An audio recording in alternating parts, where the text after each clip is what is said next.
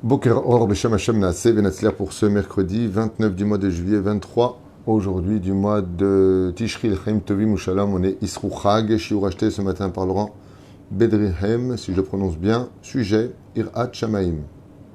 Bezrat Hashem. Donc deux questions qui posent comment l'obtenir, comment l'avoir et comment aussi la mettre en pratique. Ça se rejoint un petit peu. Et comment peut-on prétendre l'avoir? Tout ça pour une bonne grossesse et un bon accouchement pour Mazal Batsara, une réussite spirituelle et matérielle, Be'ezrat Hashem, pour Amram Ben Rachel et Mazal Batsara, Bracha Batsacha, Be'ezrat Hashem, Barach Todarabah Laurent d'avoir acheté ce shiur, que l'on commence tout de suite avec l'aide d'Hashem, une grande réussite à tous les Torahim d'Israël. Ou Beshem Hashem Naaseh Ve Natzliach. Je vous rappelle que j'ai repris les shiurim sur les lois d'Ashmita en général, donc vous pouvez les partager, les écouter avec l'aide d'Hashem. L'Aïrat Shamaim, chers amis, on pensera à l'Unishma, George Ben Yosim Khalis, bien entendu, Kol Mete Israël, la fois Shema pour tous les malades d'Israël. On commence tout de suite le shiur. L'Aïrat Shamaim représente la clé qui ouvre la porte du jardin. Vous savez, quand on rentre dans une grande maison, une belle villa, il y a l'entrée principale, ensuite qui mène au jardin, et puis il y a la maison. Et puis la maison, il y a plein de clés, parce qu'il y a plein de portes. Celui qui a la connaissance de la Torah possède les clés de la maison. Et s'il n'a pas de Hirat Shamaim, nos sages nous disent qu'il n'a pas les clés qui ouvrent la porte du jardin. En d'autres termes, il est à l'extérieur. Il a le trousseau de clés, mais il reste dans la rue. Il a des connaissances, mais il n'a pas de Hirat Shamaim. Alors, qu'est-ce que c'est exactement la Hirat Shamaim? D'abord, ce qu'il faut retenir, c'est ce que nous demande la Torah. Uma Hashem Elokecha Shoel mi'imach. Et qu'est-ce que l'Éternel, ton Dieu, te demande? Ki im le'ira, si ce n'est que de le craindre. Et ensuite, de l'aimer, la suite. Mais d'abord, et qu'est-ce que l'Éternel, ton Dieu, te demande de la Hirat Shamaim? Alors, moi, ce qui est très intéressant, c'est quand on étudie, par exemple, les livres de Moussar, très nombreux sont-ils, comme Rishit Chochma, Pele Yoret, Solchot Tzadikim, Sefer HaYashar, Kav HaYashar. Il y a beaucoup de livres. Moreno Arabe, le Likutei Moharan, Kodesh Kodashim, le Balat Tanya, Shtabbar Shemon Lahad. Qu'est-ce que c'est Bidjouk la Hirat Shamaim? Et pourquoi Dieu nous demande la Hirat Shamaim? Est-ce que d'aimer Dieu ne suffirait-il pas? Ou Ma Hashem, qu'est-ce que l'Éternel, ton Dieu, te demande? De le craindre. Alors, l'ambiguïté qu'il y a avec la Hirat Shamaim, c'est parce qu'elle se divise en plusieurs mondes. La crainte du ciel. Craindre Dieu. Au niveau du Pshat, on comprendrait tous pourquoi facilement il faut craindre Dieu.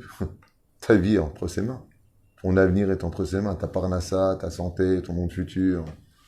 Dieu peut tout reprendre quand il veut, s'il veut, au moment où il veut. Il n'a pas de conditions. Personne ne peut lui dire oui, personne ne peut lui dire non. Tout le monde craint Dieu. Les anges tremblent devant Dieu. Qui peut lui dire? Personne ne peut dire quoi faire ni comment agir. Il est évident que quand la poitrine que tu as sur toi, là, tu vois ta poitrine, tu as un cœur à l'intérieur qui bat. Celui qui fait battre ton cœur, c'est Dieu. Et si Dieu il décide d'arrêter de faire battre ton cœur, tu meurs. Comment ne pas craindre Dieu? Le pire, c'est les comptes. Quand la personne décède, hop, hop, hop. Donne-moi tes heures d'études. Est-ce que tu as été droit dans tes affaires? Est-ce que tu as compris la Torah? Est-ce que tu as attendu d'abord le Mashiach tous les jours? C'est des questions qu'on pose au Niftar.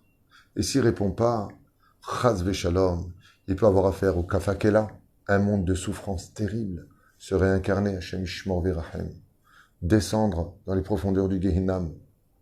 Et tout ça, c'est d'énormes souffrances.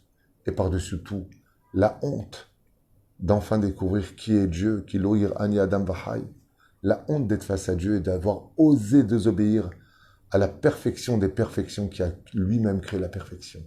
C'est ce qu'on appelle la crainte du bâton. Alors cette crainte, elle est valable, mais elle est basse classe. Malgré tout, de quoi tu as peur? De souffrir. Mais il y a une autre crainte qu'on appelle la crainte aromemut, irat aromemut. La crainte de ne pas décevoir Dieu. La crainte de comprendre que, waouh, qui je suis moi pour avoir été créé par Dieu lui-même, qui a créé le temps, l'espace, l'énergie, tout ce que l'on connaît. Il a créé la dimension du temps. Avant que Dieu ne crée le temps, il n'existait pas. Plus encore, il a créé la dimension de ce qu'on appelle L'éternité, c'est aussi une invention de Dieu. L'éternité.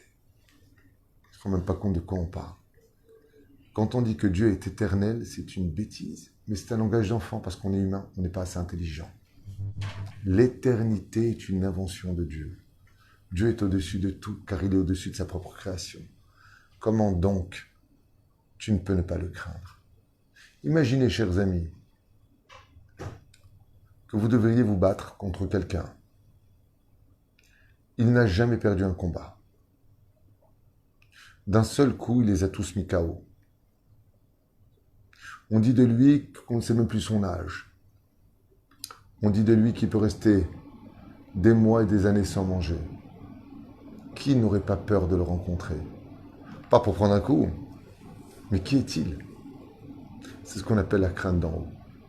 La crainte de, vous savez qui est Dieu? Je crains Dieu par amour, parce que je crains Dieu par respect. Respecter Dieu, c'est le craindre. Comme a dit Yosef Hatzadik quand la femme de Poutifera lui a proposé de venir au lit, comment puis-je fauter devant Dieu? Mais de quoi tu parles? Comment tu me demandes de fauter, de décevoir Hachem? Cette crainte-là est magnifique. Elle est grandiose. Alors comment est-ce qu'on l'obtient? La réponse est simple. Imaginez, il y a plusieurs réponses, mais imaginez que vous ayez près de vous votre rave. Partout où vous êtes même dans l'intimité, vous avez votre rave qui est dans la chambre. Vous êtes en train de marcher dans la rue, à côté de votre rave. Vous êtes au téléphone avec un client, et votre rave est juste en face de vous. Bien entendu, on parle d'un rave qui est votre rave, que vous aimez, que vous respectez, que vous craignez. Et Hachem le kratira, il faut aussi craindre son rave. Comment vous allez vous comporter? Votre femme vous appelle au téléphone, vous êtes un peu en colère, mais votre rave est dans le bureau. Allô chérie? Oui, pourquoi tu cries pas? Je peux pas, il y a le rave, c'est honteux. Si pour un rave, qui est ton rave, qui malgré le fait qu'il boit du coca il rote, et s'il mange des faillots, il est humain, tu te comportes de façon tellement belle, parce que tu veux pas faire mauvaise figure. C'est honteux. Il y a ton rave. Il faut montrer quelqu'un de bien. Combien tu devras être Yireh Shamaim? Yireh Shamaim, c'est celui qui est capable d'être constamment conscient et constamment sur ses gardes que Dieu voit tout, entend tout et note tout. C'est ça, Yireh Shamaim. C'est quelqu'un qui est capable d'aller en vacances et de prendre Dieu avec lui. C'est quelqu'un que quand il est seul dans sa chambre, il sait qu'il n'est pas seul. Il y a Dieu avec lui. Yireh Shamaim baseter kevargalou. Crains Dieu devant le public comme quand tu es seul dans ta chambre. Parce que Dieu, il voit avec tes yeux et il entend avec tes propres oreilles. Donc comment est-ce que je peux savoir si je suis Yireh Shamaim? C'est très simple. S'il y avait eu ton rave, est-ce que tu te serais comporté comme ça à table? S'il y avait eu ton rave à côté de toi, est-ce que tu aurais parlé aussi mal? Est-ce que tu aurais menti au téléphone? Zot Hashela. Un Yireh Shamaim, c'est celui qui, Baruch Shemu, dans le pshat des choses, est conscient que Dieu est constamment en train de le voir. Un jour, j'ai donné un machal. À quoi ça ressemble? Un voleur, un jour, était en train de faire une bijouterie. Il s'est arrêté net. Pourquoi? Parce qu'il s'est rendu compte qu'il y avait une voiture de police qui était en train de regarder, qui s'est arrêtée sur la route en train d'observer. Et lui, qu'est-ce qu'il a fait? Il a fait semblant de nettoyer la vitre, alors qu'il était en train de créer un espace pour pouvoir y mettre sa main et voler des bijoux. Qu'est-ce qui l'empêchait de le faire? La conscience que la police pouvait l'arrêter. Qu'il aurait fini en prison. Conscience. La Hirat Shamaim, c'est prendre conscience de nos responsabilités face au fait que Dieu sait tout, voit tout et qu'on aura des comptes à rendre. Voilà ce qu'est la Hirat Shamaim. Alors elle se divise dans plusieurs dimensions. Comme on le dit le vendredi soir dans Ma'in Sheva, Lefanav na'avod be'ir'a vafahad. Nous travaillerons devant toi dans la crainte et dans la peur. La peur de quoi? Arrêtez Shabbat Shalom. Vous allez comprendre une chose très importante. Si Dieu d'un côté nous demande de l'aimer, il nous demande de le craindre, il nous demande de le craindre, il nous demande de l'aimer. Alors on fait quoi? On l'aime ou on le craint? Réponse très simple. Quand il s'agit d'un interdit à enfreindre, remplis-toi de crainte. Quand il s'agit d'une mitzvah à accomplir, remplis-toi d'amour. Mets tout ton cœur dans la mitzvah. Ainsi donc, Quand je suis à la Beth Knesset, je viens par amour. J'aime venir prier. Je vais prier de tout mon cœur. Avoda Shebalev. Travailler Hachem avec la prière. Mais quand mon voisin veut me parler de son travail, veut me parler de shtouyot, de football, en pleine Beth Knesset, je peux tout à fait continuer à aimer Dieu et parler avec lui de shtouyot. Là, l'amour n'est plus suffisant. J'ai besoin de la crainte. Assour. Comment? Aïe Kivodi, dit Dieu. Où est mon respect? Vous êtes dans ma maison, vous parlez? Vous êtes chez moi, vous parlez, dit Hachem? Vous n'arrêtez pas de dire des bêtises chez vous. Vous m'avez vu à la porte avec un mezouza, je suis dehors. Dans ma synagogue, vous parlez? Quelqu'un peut tout à fait dire qu'il est un bon juif quand il parle à la synagogue et qu'il aime Dieu vraiment de tout son cœur, et il a raison. Mais il oublie un détail. Il n'a pas assez de hirat shamayim, parce que s'il en avait plus, il ne parlerait pas à la synagogue.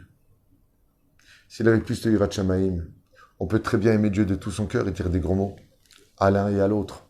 Mais si tu craignais Dieu, tu ne dirais pas des gros mots. Parce que tu aurais peur, parce que tu ne veux pas décevoir. C'est comme ça que tu sauras si tu as de la hirat shamayim.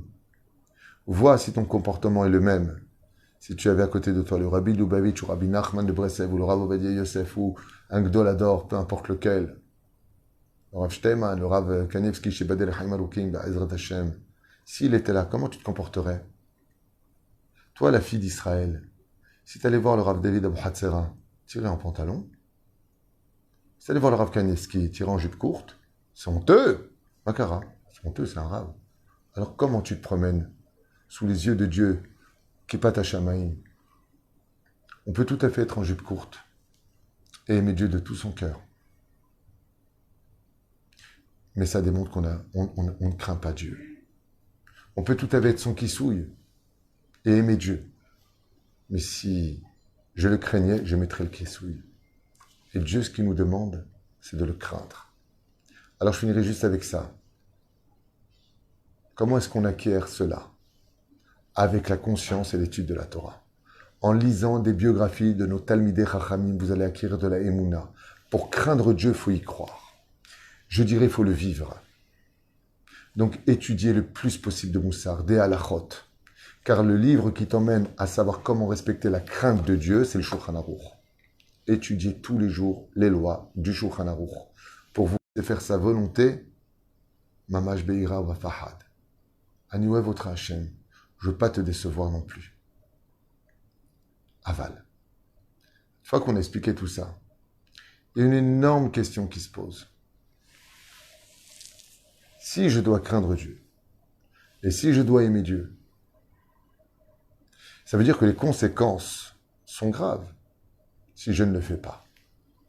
Et pourtant, notre Torah nous dit que si tous les malheurs s'abattent sur le juif, c'est à cause d'une seule chose. Tahat lo avatem et Hashem elokechem besimcha ubetuv levav. Et Hashem elokecha besimcha ubetuv levav. C'est parce que tu n'as pas travaillé l'Éternel ton Dieu, c'est bien, dans la joie, avec un cœur entier, et Rav Tov, malgré tout le bien qu'il t'a apporté. Écoutez bien ce que les Chachamim nous disent. Qu'est-ce que c'est craindre Dieu? Comment tu peux savoir si tu as de la crainte de Dieu? Tahat lo avatem et Hashem elokechem besimcha. Est-ce que tu as de la joie? Si tu fais la Torah et les mitzvot dans la joie, si tu viens à la Beth Knesset dans la joie, si tu donnes de la tzedaka dans la joie, parce que Dieu te le demande, les Shem Shamaim, et que tu as de la joie dans tout ce que tu accomplis, tu peux être certain que tu as et de la crainte de Dieu et de l'amour de Dieu.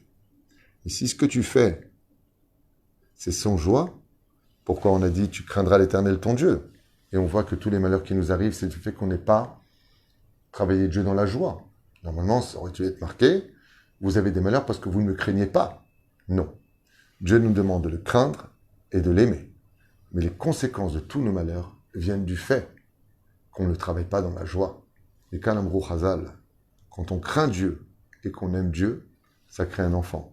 Cet enfant s'appelle Ivdoat Hashem Besimcha Bo Lefenav Bernana. Craindre Dieu signifie travailler Dieu dans la joie. Parce que quand on est à côté de celui qu'on aime le plus au monde, celui à qui on doit tout, il est évident qu'on voudra lui donner le plus beau des cadeaux, un sourire sur le visage pour chacune de ses volontés. Bien sûr, je vous amène un verre d'eau. Comment tu vas être content? C'est ça, craindre la personne. C'est ça, respecter la personne. Donc si chacun de vous vous posez un jour la question, est-ce que j'ai la crainte du ciel ou pas? Regarde comment tu travailles Dieu. S'il y a de la joie dedans, c'est que tu auras et de la crainte et de l'amour. Kol Tov.